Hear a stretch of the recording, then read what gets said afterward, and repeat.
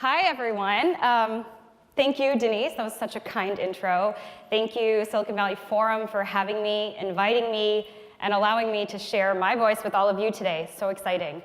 I think we're going to hear this a lot today, but it is incredible to see so many women looking back at me and not just being the token female speaker at an event. This is really incredible, and I could get used to tech pro levels being this low. So thank you for having me. My name is Tanya Soman. I am a venture partner at 500 Startups. We are a global seed fund and seed program. So over the past 4 years, I have seen about 15 cohorts at 500 from beginning to end. Each of these cohorts have had about 40 companies in them on average. I support over 50 portfolio companies, led about 20 deals, but I think the most interesting piece of it is that I've seen over 1,000 companies from all over the world pitch. Now, the thing I've seen most is founders struggling with early stage fundraising. And I'm sure, look at all the nodding heads here. I'm sure many of you can agree with that. So on behalf of VCs, I want to apologize. We don't mean to be that difficult. But with the struggle, I've also seen founders that have an amazing team, an amazing product, really promising revenue, and these companies get passed on all the time. I think a lot of it has to do with a lack of diversity and perspective when these decisions are being made. So that's what I want to talk to you guys about today and why women's perspective matters. When I was coming up with what to call this talk and presentation, I thought maybe it should be why women's perspective matters. And then I thought about you and realized all of you already know that our perspective matters. But that's why we're here. But what I think we don't talk about as much are the day-to-day interactions that kind of reiterate glossing over the female perspective. And it's something that I experience in my day-to-day, and I'm sure each of you as well. So I want to talk about that through the lens of a woman in venture in Silicon Valley. So let me tell you a little bit more about me. My investment thesis focuses on retail, beauty, and fashion verticals. Conveniently, these are things I also live for, so love what I'm doing. About 4 years ago, 3.5 years ago, we were looking at applications for our upcoming cohort at 500. We had consensus around passing on a company that was in the beauty space. So this company is a secondary marketplace for used or pre-owned makeup. Now, I know your first thought is pink eye, right? But these founders had an amazing product, beautifully designed. They knew exactly who their customer was, and they had really promising revenue, milking it from Gen Z. So I looked around the room, and I saw a bunch of men who were confused about why this company is impressive to me. I will note, it's pretty rare. We do have a pretty good distribution of male to female ratio at 500, but it's also rare to find anyone in VC who cares about makeup as much as I do. So, I knew young girls love spending a lot of money, mom and dad's money, on exclusive makeup releases, right? I mean, this is how Kylie Jenner is making her fortunes. She gets it. So I thought about this. I looked at the room and I said, okay, these are people who would never be the customer. They are never going to understand the solution that these founders have built a product for. So I fought for the investment, and for the investment for the company and for admittance into the 500 Startups program. Fast forward 4 months later. This company is at $1 million run rate. They're growing faster than ever, and they're one of the top performing companies by the time demo day came around. Amazing. How did I know that there were people crazy enough out there to buy a $100 used lipstick? It's because I was a customer myself. I'm a consumer. I'm on social media. I'm up to date with the trends. And what I realized there was that it was my perspective that gave us the opportunity to win the deal. I will note they do sanitize the makeup, so it's not just people who are okay with buying dirty makeup. That's their secret sauce. It's clean. So, I think the important takeaway there for me was that empathy played such a big role in that entire conversation and in that relationship that us as investors had with these founders. They're two female founders. They built a defensible business. No one else was doing this. Amazon and eBay couldn't. They had positive unit economics. They were growing, and they were checking all the boxes that a seed stage company looking for funding needed to check. So what was the problem? People couldn't understand what they were solving. They couldn't empathize with them as founders. And that's kind of where I had my aha moment. And I realized, how many other companies out there are like this, that are facing the same problem, this disconnect. And that's when I committed to being in venture and being part of the solution on the other side of the table. So I started to dig deeper into the vertical. I knew I wanted to learn more about the beauty tech, fashion tech, and retail tech space. What did I find? I found so many founders building a number of companies, but not as many checks were going to them.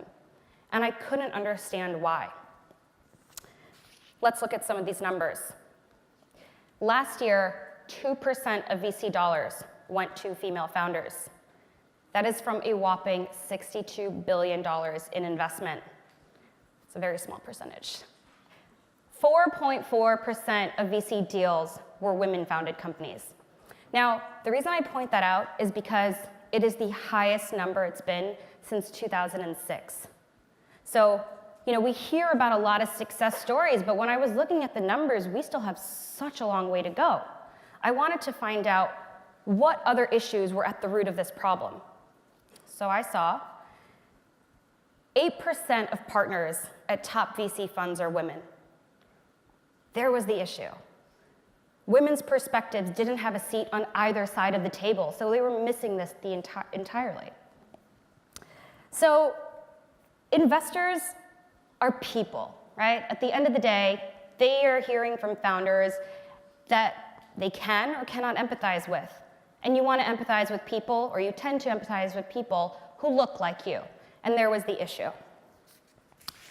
Now, this disconnect doesn't only happen with founders pitching investors. And I think that's the part where I think is very interesting. It also happens to VCs. Think about it. If we only have 8% of partners that are women at top funds, female founders aren't pitching investors that they can relate to, that they can empathize with, right? So, okay, easy solution here. Just add women to the team, right? They'll look at the deals and they'll understand the problem. But the major issue is actually getting women there.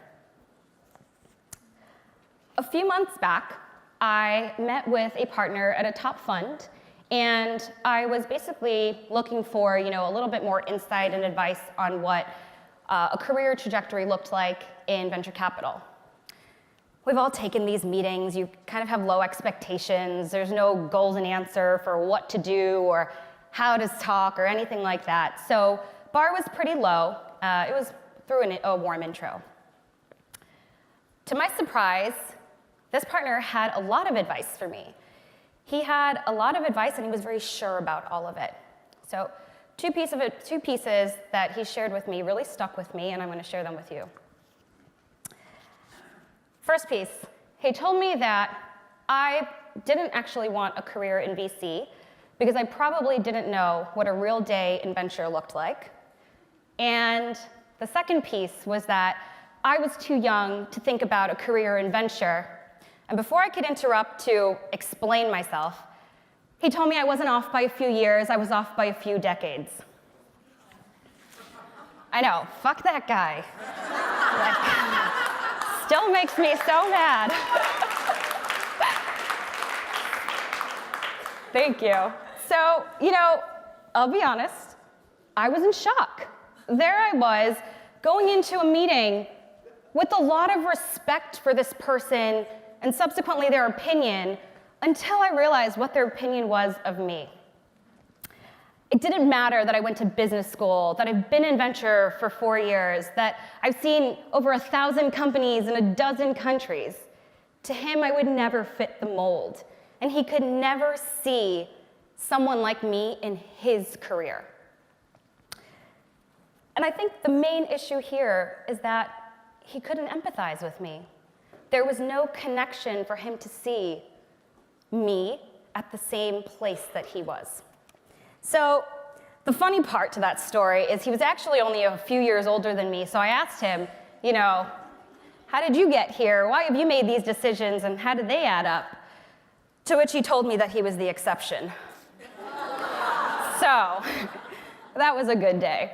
The conversation really did hit me hard. I was looking for advice, and here I got advice on what other careers I should explore, and I got suggestions for other jobs that I should be doing outside of venture. He suggested many of them. So I asked myself, what do you want to do? I was committed to venture. Venture is ripe for disruption, and beyond disruption, there are so many founders who need to be represented in the space. There are barely any women and a lack of diversity all across the board with technology. But it really was me owing it to what I was experiencing to stay committed. So after the meeting, I did a little bit more research, and I saw that on their investment team, there wasn't a single woman. And it all made sense to me. He didn't have an example in his universe that he could look at to say, oh yeah, I can see how someone like her, a woman, can sit at the same table as me or be on the same team. He thought that he was giving me good advice, right? So I knew he meant well, even though it didn't come across as that.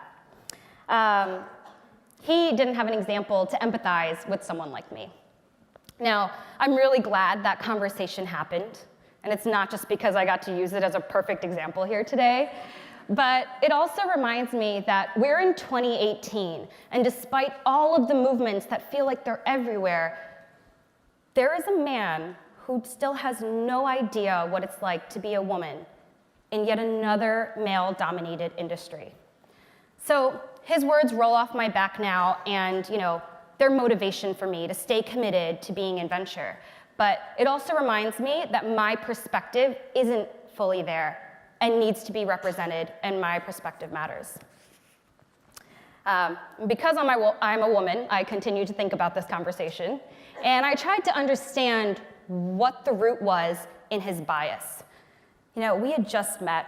There was no reason for him to dislike me. There was, what was the issue? And because it made me question myself, I really wanted to understand why.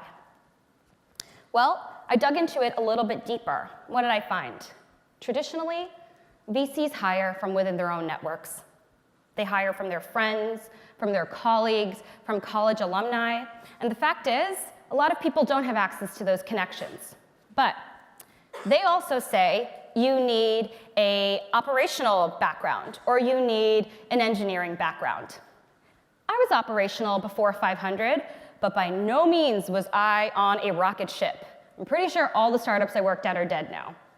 And despite my immigrant Indian parents keeping their fingers crossed for basically my whole life, I am not technical either. So on paper, the opportunity to be in VC would never cross my path. And the fact is, when you look into who makes up the industry, none of these, not none, there are the highlights, most of the people don't fit this mold. Richard Kirby published a report called Who is a VC a while ago. And in it, he calls out exceptions, like Bill Gurley, Fred Wilson, Michael Moritz, who prove that these prerequisites are not necessary for being successful in the industry.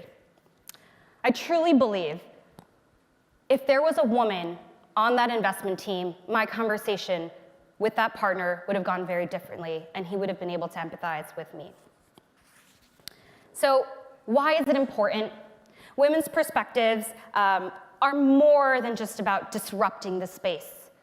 But when we are inclusive of other perspectives, women's perspectives, we do better with performance, with accomplishments, and we make more money with diversity of thought. So it's not just about doing what's right, but it's also about doing what's good for business, and we are all in the business of making money, right? So, it's really important from many different angles as to why we need to be included. So, I think all of us are very fortunate to be here today, to be surrounded by so many women that are investors, founders, partners, influencers, mentors. And I want us to be able to take full advantage of that. So today, I'd love for all of us to be a little bit more empathetic when we are having these conversations with one another. How can we do this? How can we do this today, tomorrow, and for the days after that? Well, I have 2 tips. So the first is ask. Throughout your conversations today, ask how you can be helpful. I look at a room full of women who can make tomorrow far better than today by just doing a little bit more. Sheryl Sandberg says that it's not her generation who's going to change this. But I actually believe that this is a team effort. Everyone in this room has something unique and valuable that they can add to someone else here. Whether it's extending your network and making an introduction, or something as straightforward as writing a check, which not everyone can do. You don't even need to know about startups. You can help with specific skills, like accounting or legal, finance, coding, you name it. But never underestimate the power of an individual action. My second tip. With every ask comes a no. So don't be discouraged. Women make up 50% of the population. We make 85% of purchasing decisions. So our perspective matters 100% of the time. When you find that person who doesn't believe in the startup that you're building, or in my case, the career that you've chosen, that's okay. Don't be discouraged. Because every no that you get brings you one step closer to getting the yes or getting the support that you need. So in reality, it is a positive. Collectively, our individual actions add up to much more than one little thing, right? And a helping hand to the right founder might inspire girls in the future to be their better selves, which is the best option for all of us. Women are shy to ask for help, so let's put it on us to offer it to each other. I hope that we can build empathetic relationships today, tomorrow, and for many years on beyond that. Thank you.